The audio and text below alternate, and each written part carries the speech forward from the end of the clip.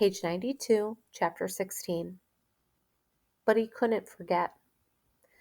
Even back on the farm, surrounded by friends from school and neighbors from town, he felt like he was still drifting on the dark ocean. And each day that went by, he felt himself drifting farther away. At night, when he got into bed, he'd see the faces of all those scared people on G deck. He'd see the ship disappearing into the sea. He'd remember the stabbing cold and the screams of hundreds of people crying for help. He didn't bother trying to fall asleep. Each night, after Phoebe and Papa were in bed, he went out into the woods. He was heading back to the house one night when he heard a noise through the bushes. Something was there. He could sense it. The panther? He took out his knife, fighting the urge to run away, and peered through the branches. George stared in shock. It was Papa. He was sitting on a large rock, looking up at the sky, smoking his pipe. He looked like he'd been there for some time. Papa turned. He didn't look especially surprised to see George. "Sorry to give you a scare," he said. "What are you doing here?" George asked. "Don't know," Papa said. "Sometimes I just come here when I can't sleep." George couldn't believe it. How many nights had they both been out in the woods at the same time? Papa eased himself off the rock and began walking back toward the house. "I'll take you up to your bed."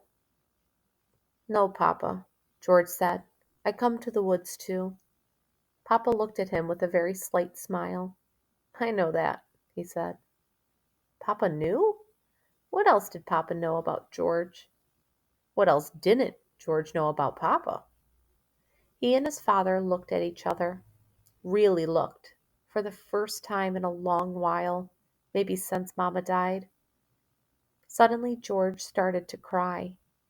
They took him by surprise, his tears, and he couldn't stop. He cried for all those people who didn't make it out of the water. He cried because somehow he did. He cried because he knew that no matter how much time went by, a part of him would still be out in that ocean. He would never forget. Papa held George's hand and didn't say a word. And then he led George over to the boulder, where they sat together under the stars. George stared up at the sky. Were those really the same stars that had burned so brightly above the black ocean that night? Was he really the same boy? Was he really still the same boy? George who couldn't stay out of trouble. George who didn't try hard at school. George who found the escape ladders. George who pulled Marco to that lifeboat. Who didn't give up. They sat on the boulder for a long while, and as the sun started to peep over the trees, George told Papa about Mr. Andrews. He said he thought one day I'd build a ship. Papa didn't laugh. He puffed on his pipe, looking thoughtful. "How about we build one together?" Papa said. "A nice little boat. For the pond. I've always wanted to do that." "That's a good idea," George said. "A great idea." "We could start today," Papa said, standing up and holding out his hand. They walked back to the house together. The birds were singing softly. The chickens were squawking for breakfast. A breeze was whispering through the trees, and a voice seemed to sing to George very softly. "Awake, awake, it's now daybreak, but don't forget your dreams." Papa looked out into the woods like he could hear it too.